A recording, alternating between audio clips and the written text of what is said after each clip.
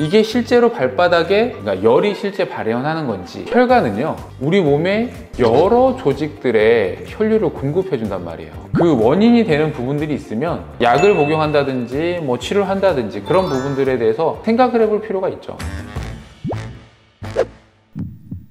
저번에 네네. 원장님이 다리 건강의 시작은 발부터다. 근데 생각해보니까 발바닥 열감을 느끼는 분들이 이렇게 고통스러워하는 분들이 많잖아요.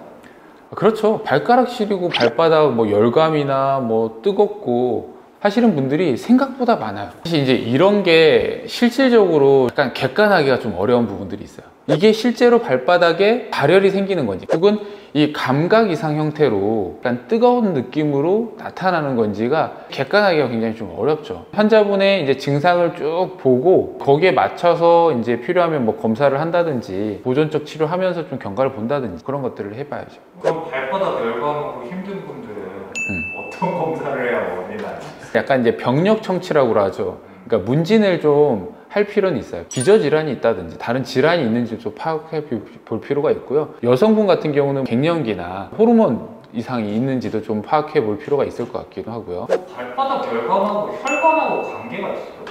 꽤 많죠. 혈관 질환들이 있을 때는 굉장히 다양한 증상들이 나타날 수가 있거든요. 그러니까 중요한 점이, 혈관은요 우리 몸의 여러 조직들에 혈류를 공급해 준단 말이에요.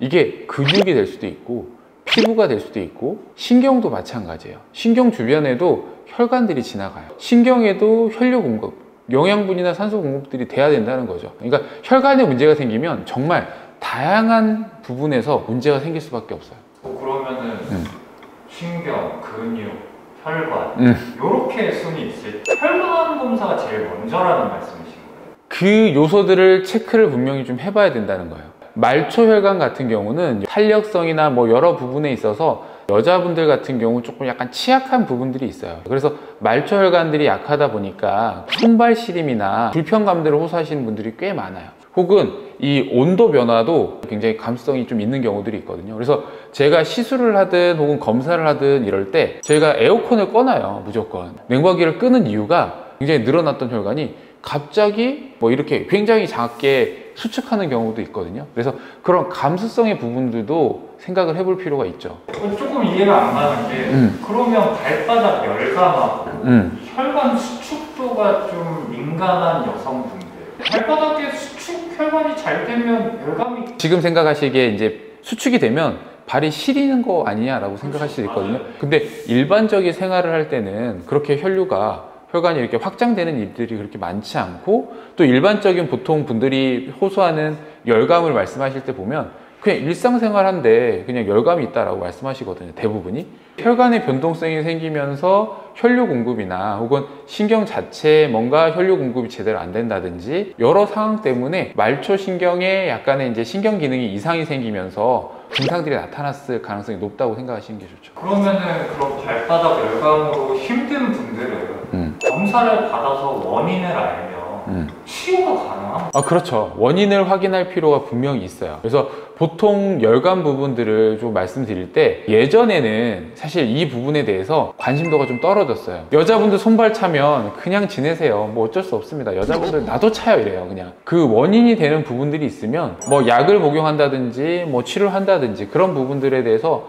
생각을 해볼 필요가 있죠. 안 그래도 내원하시는 환자분들 뭐 이야기를 좀 들어보면 이게 불편하다는 분들이 되게 많더라고요. 생각보다 굉장히 많습니다. 딱 봐도 다한증 환자들은 그럴 수 있어요. 땀이 많이 나면 체온을 뺏어가요. 그러니까 발이 시릴 수밖에 없어요. 그래서 겨울철에는 제가 항상 말씀드리는 게, 양말을 자주 갈아 신어라. 그리고 보온에 신경 써라. 예전에는 그냥 모르고 지나갔을, 내 그냥 체질인가 보다 라고 하고 지나갔을, 그러니까 원인을 치료해야 된다고 말씀드렸잖아요. 증상을 조절하는 것은 치료가 아니에요. 근본적인 치료를 해야 사실 지속적으로 치료가 된다라고 생각을 하시고, 사실 실제 치료를 하고 나면 그런 열감이나 이런 것들이 좋아져서 굉장히 좀 만족도가 높은 경우들이 많죠.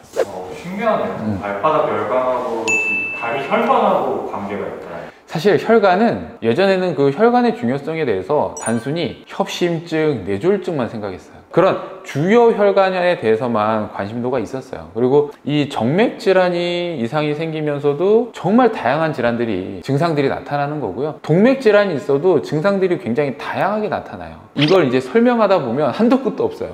이제 제가 만났던 환자분들의 예를 들어도 오셨을 때 나는 혈관 질환이 아닐 거라고 생각하시고 오시는 경우들이 되게 많아요. 내가 아무리 봐도 혈관이 뭔가 고장나서 증상이 나타나는 것 같아 라고 해서 오시는 경우들은 그렇게 많지 않아요. 왜 눈에 보이는 혈관도 있지만 안 보이는 혈관도 훨씬 많죠. 그렇죠. 그리고 아까도 말씀드렸다시피 혈관은 우리 몸에 안 뻗어져 있는 게 없어요. 그렇기 때문에 그 혈관에 미세한 혈관들에 문제가 생기면 그 증상들은 어디서든 나타날 수 있는 거죠. 그래서 그게 발바닥일 수도 있고 손바닥일 수도 있고 뭐 다른 데도 이상이 있을 수 있지만 이게 만성적으로 뭔가 문제를 일으키는 원인이 있는데 그 중에 사실 혈관도 한번은 생각을 해보실 필요가 있다라는 거죠. 혈관에 대해서 너무 중요 혈관만 생각하실 게 아니라 미세 혈관들도 문제를 굉장히 우리 몸의 다양한 부분에 증상을 만들 수 있기 때문에 그 부분을 간과하지 마시라라는 게 굉장히 중요한 포인트인 것 같고요. 다양한 증상들의 원인이 혈관이다라는 게 굉장히 점점점 모이고 있어요. 그러면 이 혈관의 원인을 해결해주면 증상들이 개선되는 것도 확인되고 있기 때문에 한 번쯤은 그 혈관에 대해서 한번 생각을 해보시면 좋을 것 같죠. 네,